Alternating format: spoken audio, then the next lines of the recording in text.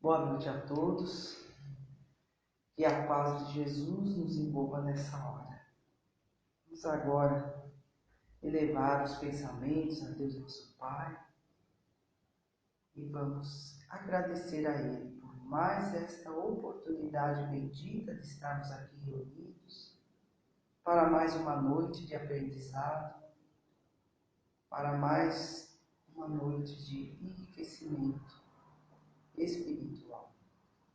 Pai querido, nós pedimos a sua bênção para que venhamos a compreender melhor os ensinamentos de hoje. Que o Senhor amplie os nossos raciocínios, que o Senhor toque o nosso coração, de modo a compreendermos melhor as lições de hoje.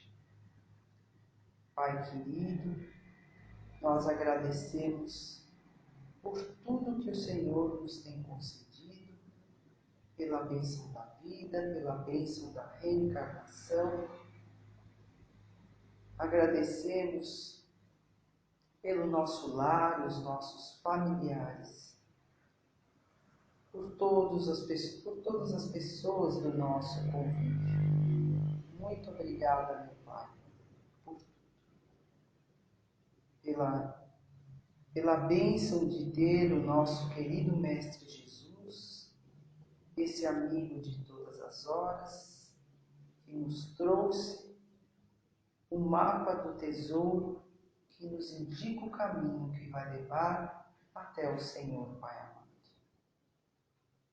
Que tenhamos bastante disciplina, humildade, para seguirmos esta rota perfeita, para que um dia possamos, Pai amado, vê-lo face a face. Obrigada, Pai querido. Abençoa-nos nesta hora e guarda-nos, Pai, em sua santa mão, hoje e sempre. Que assim seja, graças a Deus. Bem, hoje o nosso tema é muito importante. Nós vamos falar sobre a obsessão. O que é obsessão? É uma influenciação que um espírito desencarnado tem sobre um espírito encarnado. É uma ideia fixa que o desencarnado imprime na mente do encarnado. Para que nós possamos compreender melhor essa questão da obsessão, é preciso que a gente compreenda que somos espíritos imortais, que já vivemos muitas vidas, estamos vivendo esta e vamos viver muitas outras mais. Não é fato?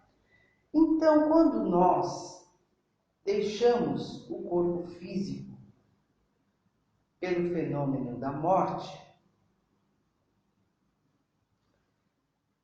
nós continuamos vivos, não é? Nosso espírito continua vivo com os mesmos sentimentos que possuía quando estava aqui no corpo físico. De modo que levamos conosco os sentimentos e as nossas imperfeições. Ninguém vai virar santo porque morreu, não é assim? Não vira santo porque, morreu, agora é bonzinho. Não, continua a mesma criatura que estava aqui, só que sem o corpo físico.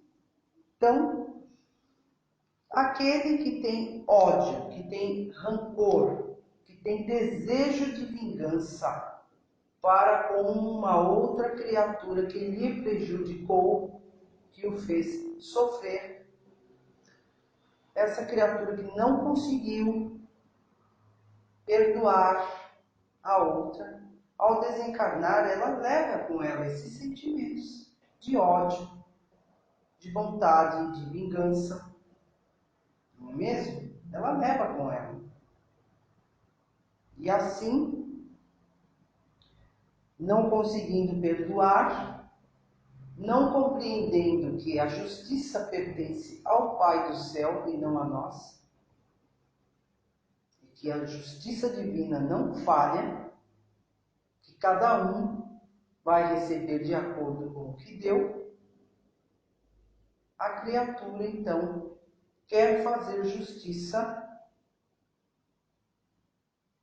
vamos dizer assim, com as próprias mãos.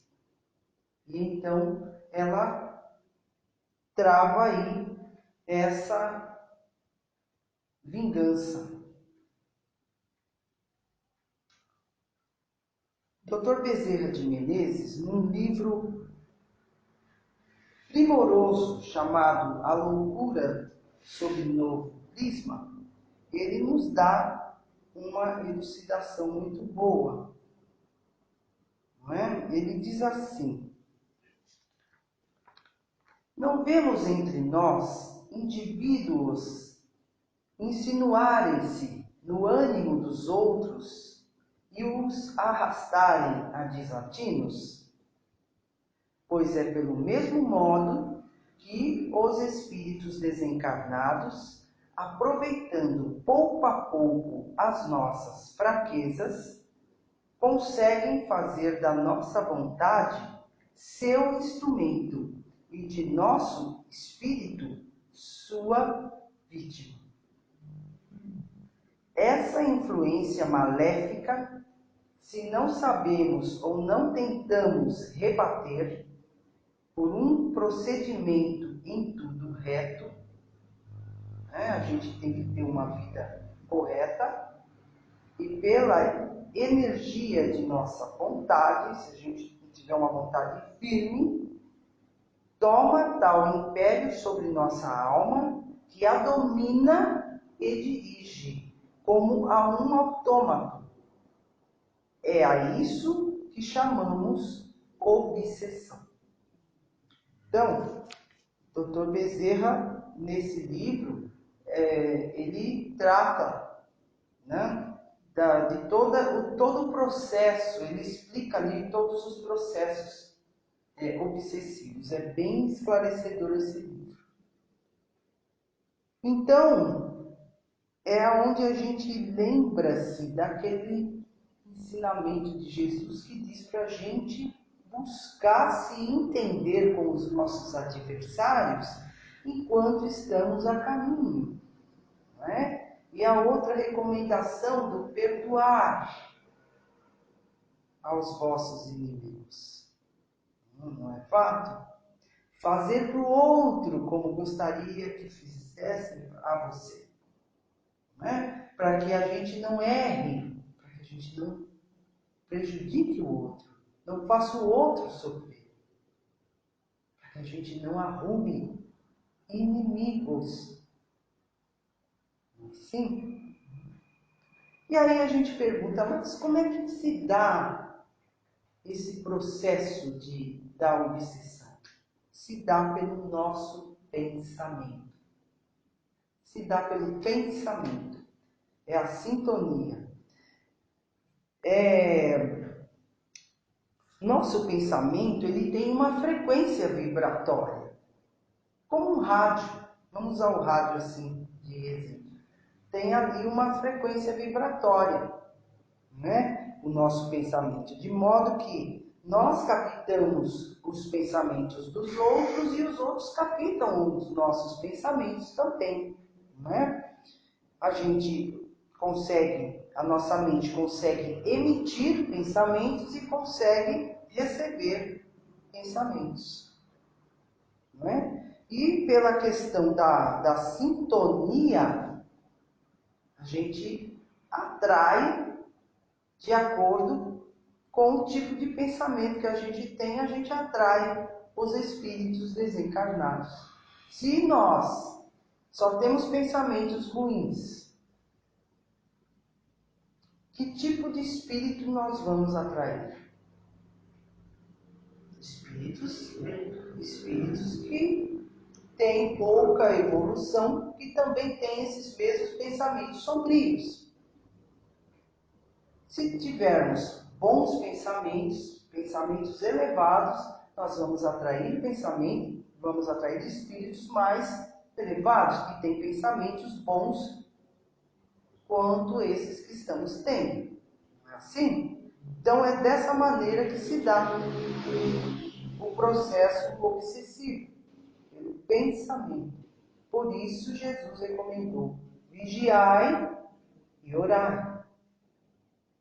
Não é?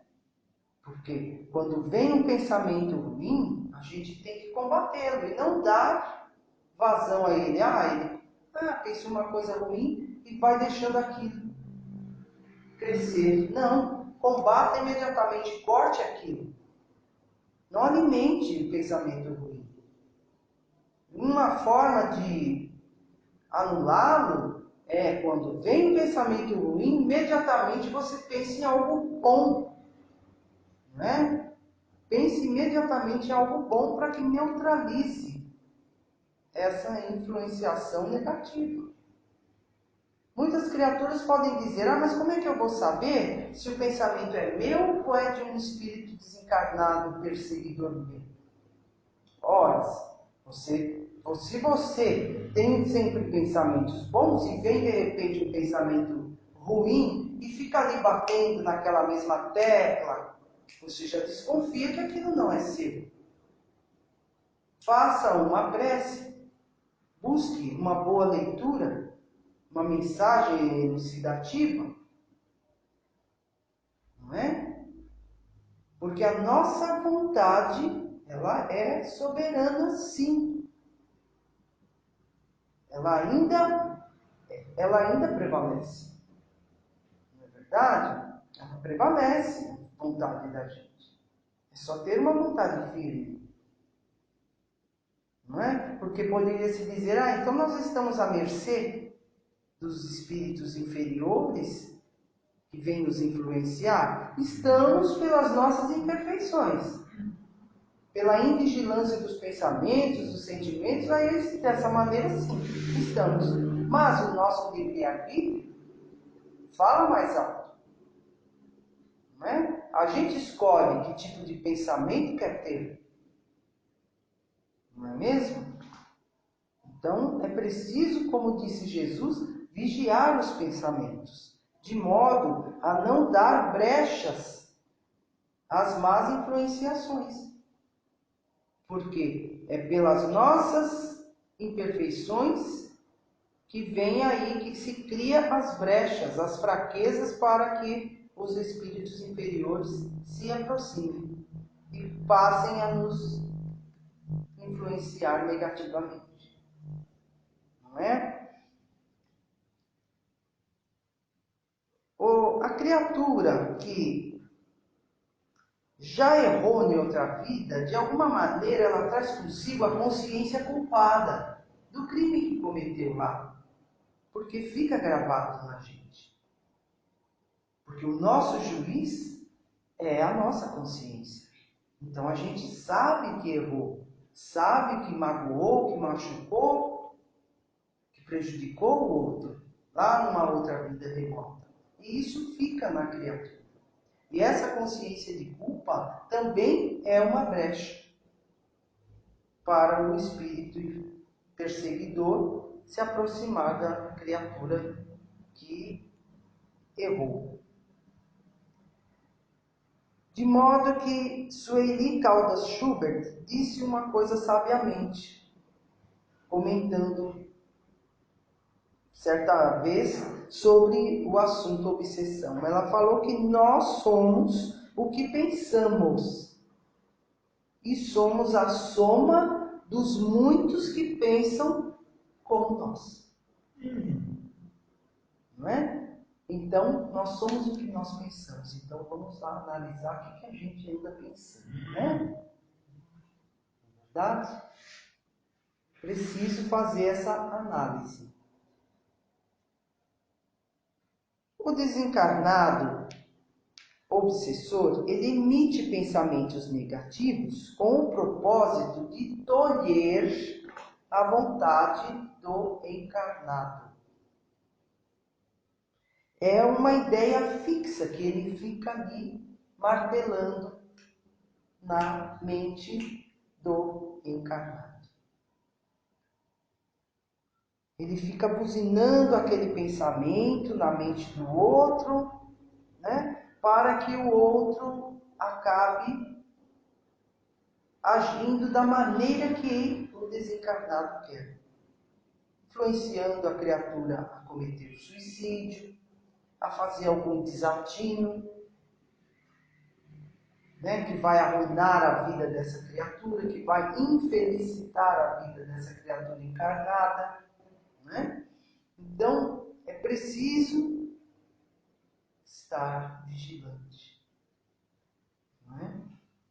Porque esses irmãos vão ficar ali. Ele quer ver o fracasso, ele quer ver a perdição, ele quer ver a desgraça daquele encarnado que o prejudicou em outras vidas passadas e que ele não foi capaz de perdoar. Ele quer que o outro sofra, não é? E ele consegue provocar tais perturbações no encarnado que, em muitos casos, leva até a loucura. Quando a criatura não possui nenhuma defesa, não é? Não tem o hábito da prece, não tem uma crença, né? Uma fé em Deus, uma fé em Jesus, então a criatura fica aí vulnerável, né?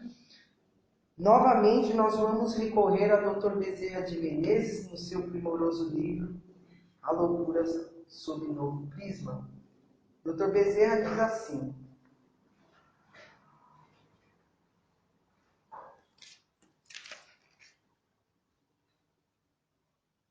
na verdade, eu vou ler isso aqui depois, tá, gente? Essa parte do Dr. Bezerra. Vamos continuar aqui.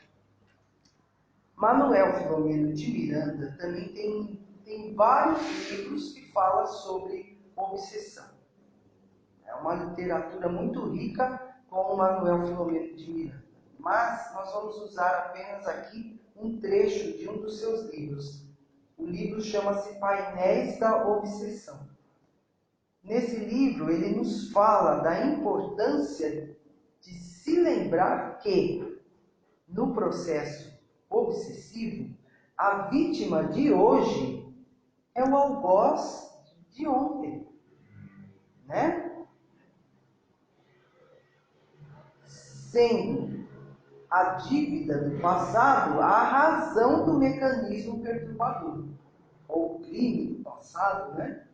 Que causa aí, que é o mecanismo dessa obsessão. E a vítima de ontem, por não conseguir perdoar a ofensa, vencido pelo ódio, assume a posição de cobrador, ou de justiceiro, ou perseguidor, ou obsessor, né? Cometendo um erro também. É um fato, de modo que os dois sofrem, tanto o encarnado quanto o desencarnado. É preciso compreender, porque muitas vezes a nossa visão é que quem sofre é o encarnado, ele está sofrendo a perseguição. Mas o obsessor também sofre, porque ele foi ferido lá na outra encarnação. Ele também está sofrendo. Então ele também precisa da nossa compaixão, do nosso socorro, não é mesmo? Portanto, os dois precisam ser tratados, tanto o encarnado quanto o desencarnado. E aí agora sim eu vou usar a mensagem do Dr. Bezerra no livro A Loucura sob Novo Espiritismo. Ele diz assim, que deve-se empregar todos os meios de moralizar o espírito encarnado. Por que isso? Porque muitas vezes o encarnado, ele tem uma melhora, né? Mas ele não muda a sua conduta errônea. E aí ele se livra de um obsessor e consegue outros pela conduta errada. Por isso, olha, como ele disse, é preciso empregar todos os meios de moralizar o espírito encarnado, fazendo-lhe ver que seus defeitos, os seus vícios, tudo que não é conforme os preceitos do Evangelho do Cristo, atrai para junto de si nuvens, veja bem, nuvens de espíritos que se comprazem no mal. Assim como afasta de si os bons espíritos, seus protetores, seus amigos espirituais, onde ele fica à mercê dos que só não fazem o mal quando não podem, porque quando podem eles fazem. Certo? E ao obsessor, ou espírito perseguidor, deve-se trabalhar com ele no sentido de demovê-lo da perseguição, fazendo-lhe conhecer a lei divina, de causa e efeito, de justiça, não é? De modo que terá, se ele continuar na perseguição, ele terá de pagar em dores todas as dores que tem feito sua vítima sofrer, né? Sem o que ele jamais poderá tomar a via que conduz às regiões de felicidade. O tratamento deve compreender a moralização de ambos, do perseguido e do perseguidor. Então é preciso tratar os dois, não é? E a gente, em vários livros, a gente vê quantas histórias tristes de obsessões, não é? Tem vários livros que trazem toda essa situação de um que prejudica o outro e aquele que é prejudicado não perdoa e aí persegue o outro e depois é vice-versa, não é? Tem histórias terríveis. Fato.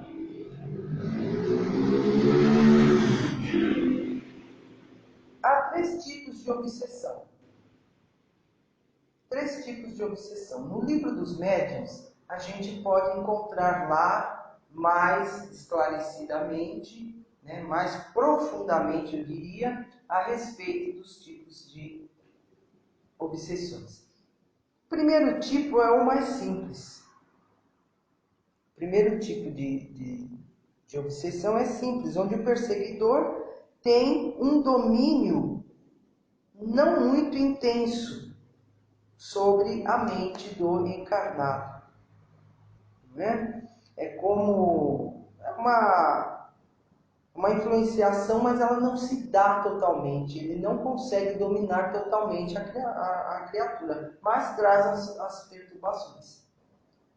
O segundo tipo é a fascinação, onde o perseguidor seduz e ilude o encarnado, fazendo ele crer que ele é maravilhoso, que ele é uma criatura acima das demais, que ele possui qualidades que de fato ele, na realidade, não tem. Ele nem passa por perto de ter tais qualidades. Não é? Isso se dá muito com médiuns.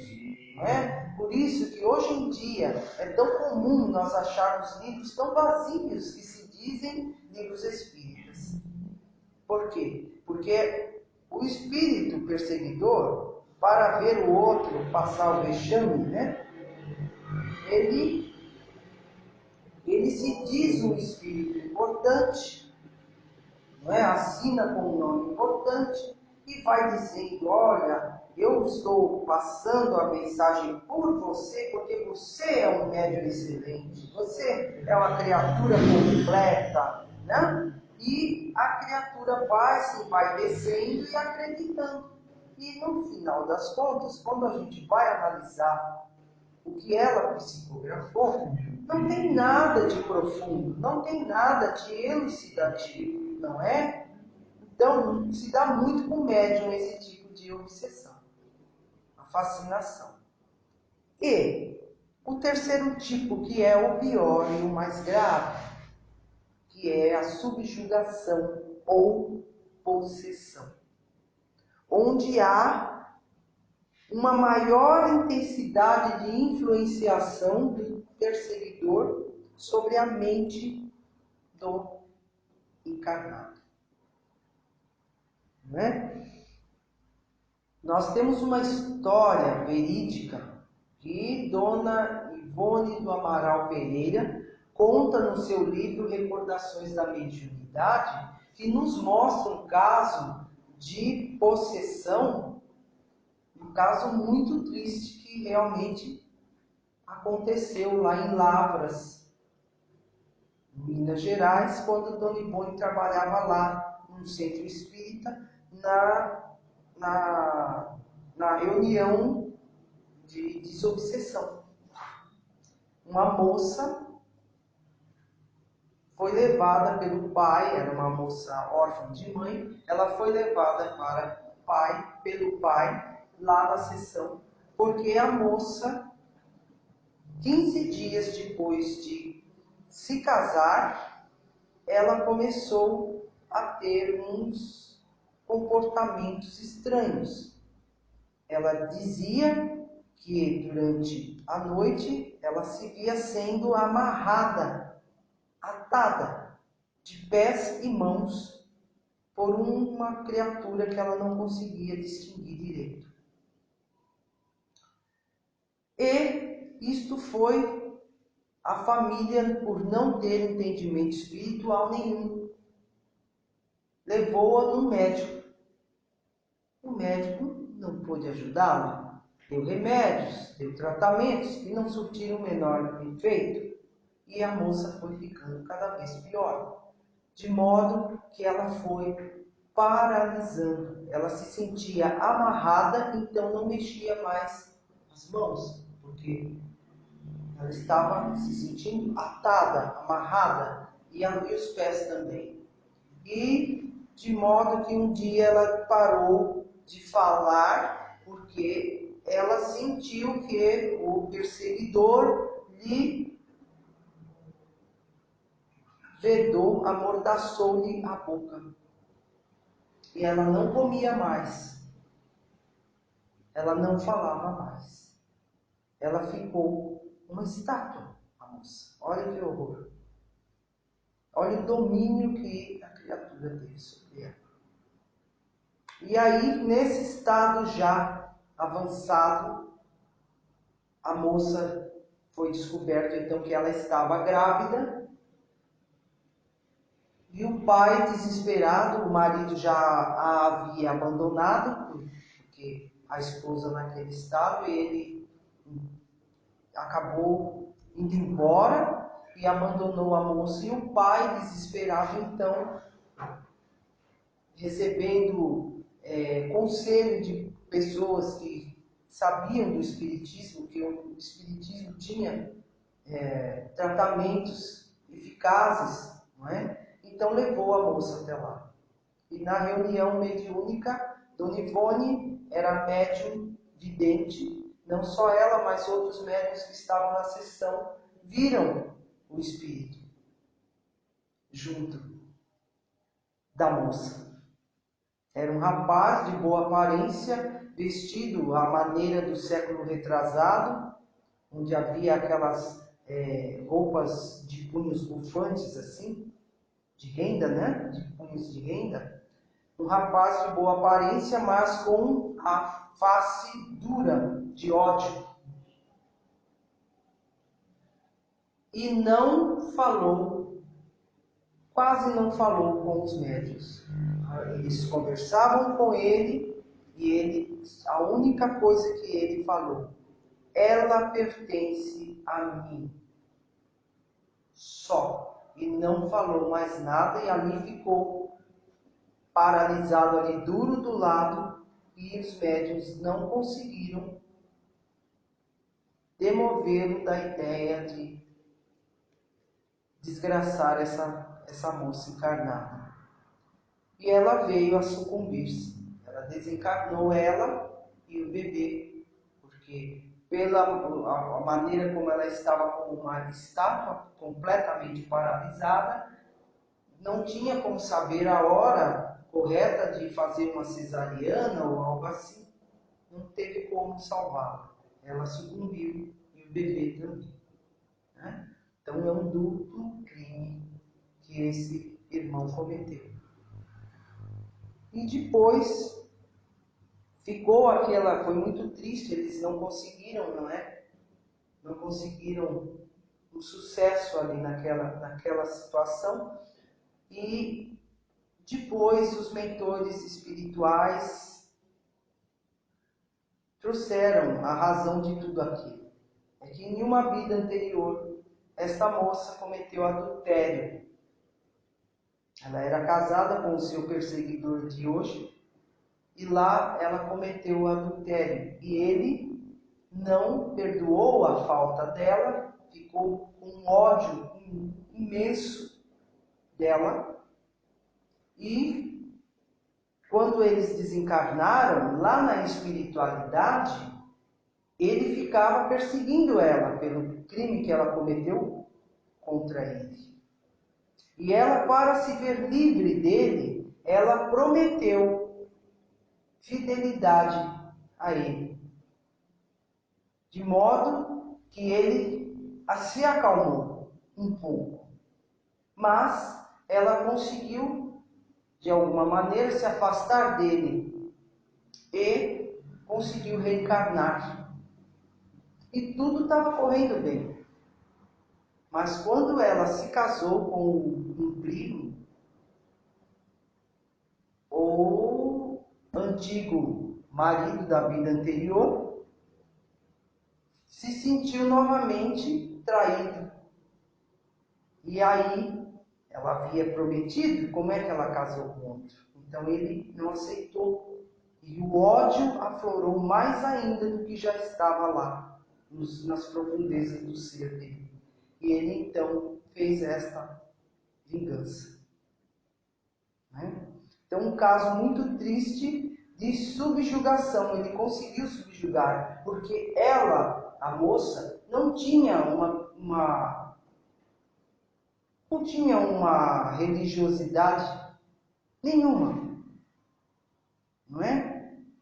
Não tinha o hábito da prece, não tinha uma religião definida, não tinha fé em Deus, em Jesus, não tinha.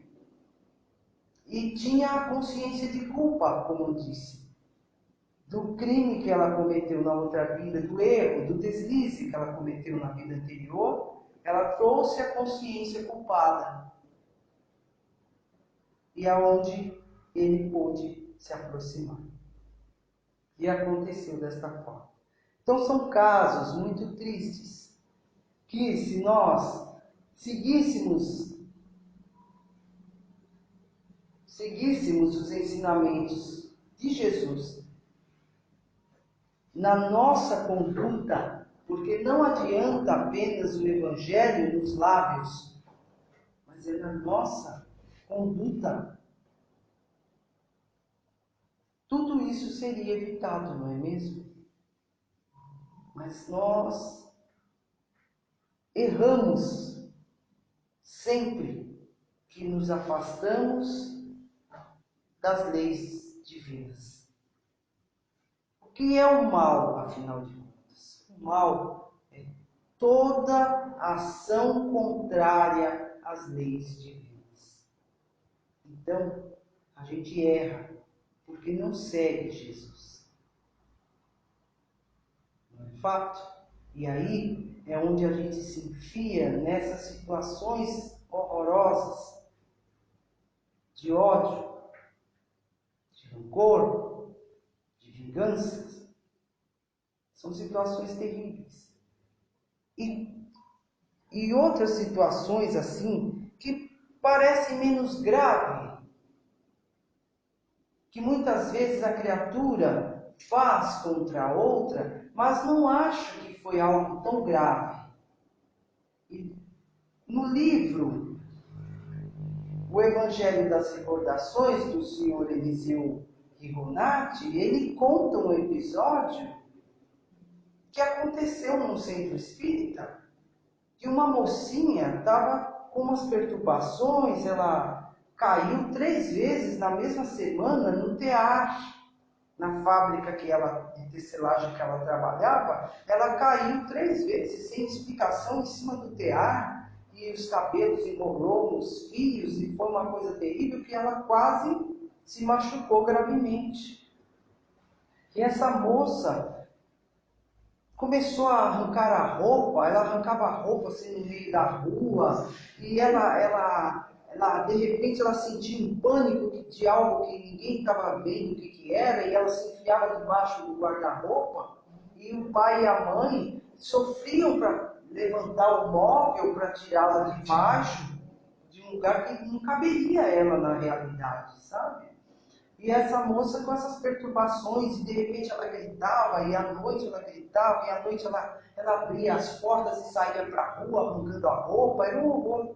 A mãe, muito preocupada, pegou a menina, a moça, uma mocinha de 18 anos, e levou até o centro espírita para pedir socorro. Né? O que estava acontecendo com a filha dela, a menina de repente enlouqueceu assim. Né?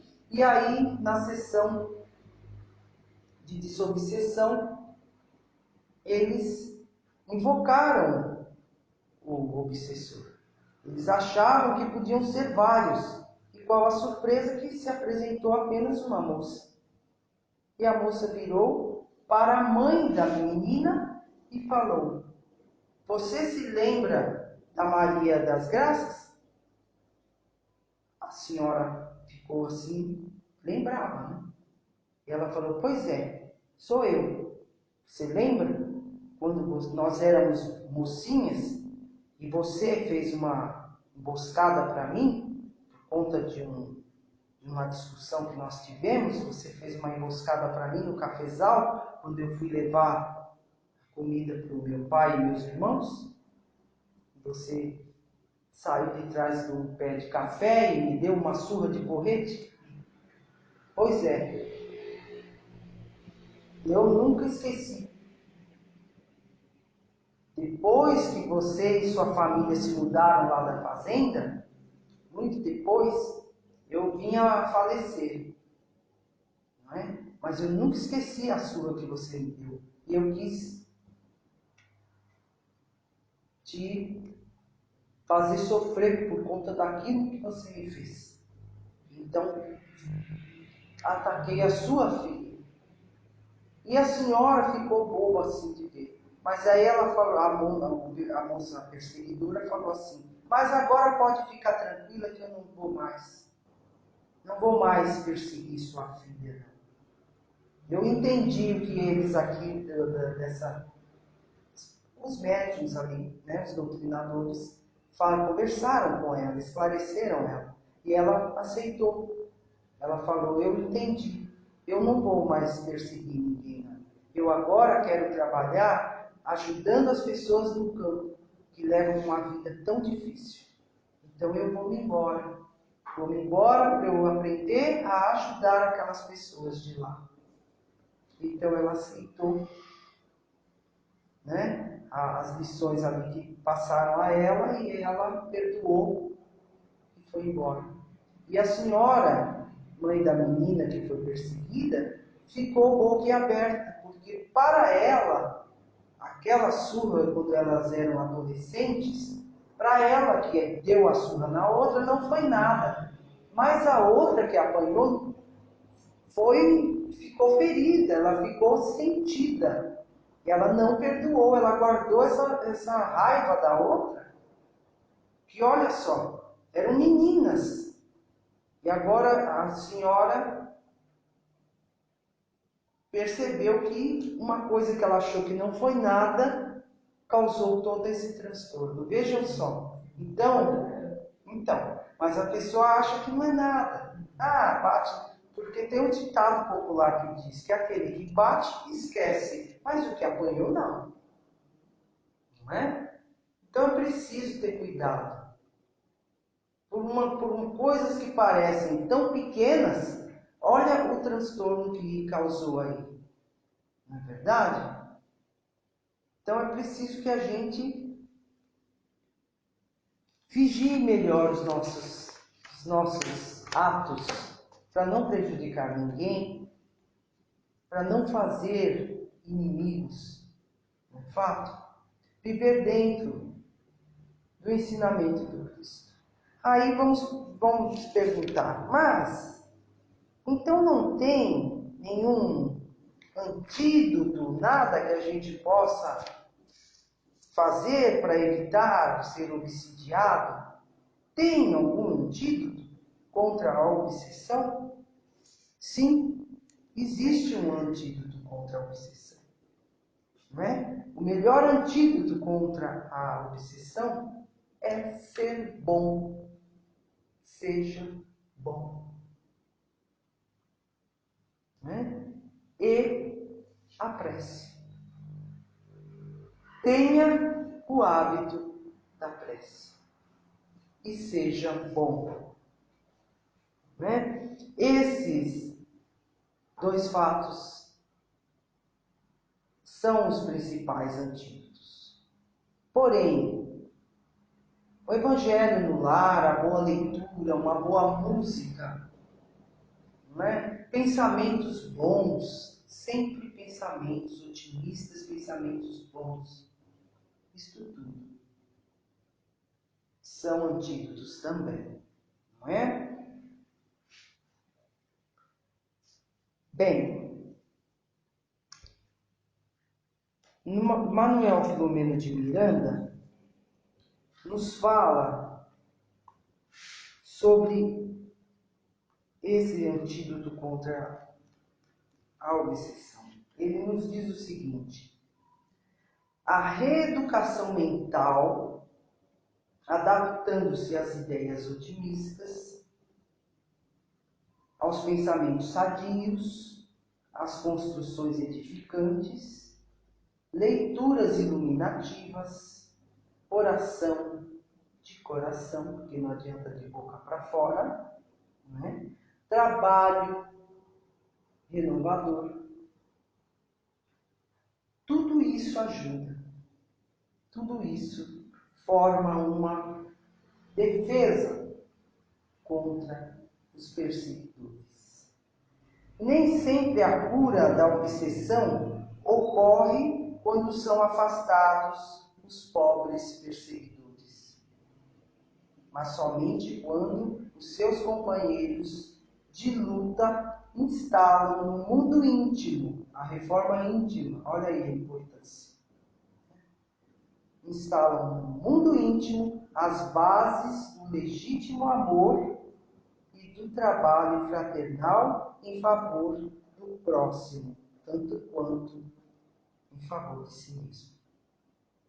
A liberação das alienações obsessivas se faz difícil porque ela depende, sobretudo, do enfermo, no máximo do seu esforço e não exclusivamente do seu animoso perturbador. Então, depende muito do perseguido, do encarnado, para que se dê a cura da obsessão. Então, tudo depende da gente, não é? A reforma íntima é muito importante. Para nós encerrarmos, eu vou ler uma mensagem de Emmanuel, que está no livro Segue-me, que diz assim, chama-se Obsessões. Os processos obsessivos, vastas vezes, principiam de bagatelas. Um grito de cólera, um momento de irritação, uma tristeza sem motivo. Estabelecida a ligação com a sombra por semelhantes tomadas de invigilância, eis que surgem as grandes brechas na organização da vida ou na moradia da alma. A desarmonia em casa, a crítica, o veneno da queixa, a rede de intriga, a discussão infeliz, as obsessões que envolvem individualidades e equipes, quase sempre partem de inconveniências pequeninas que devem ser evitadas, qual se procede com um minúsculo foco de infecção.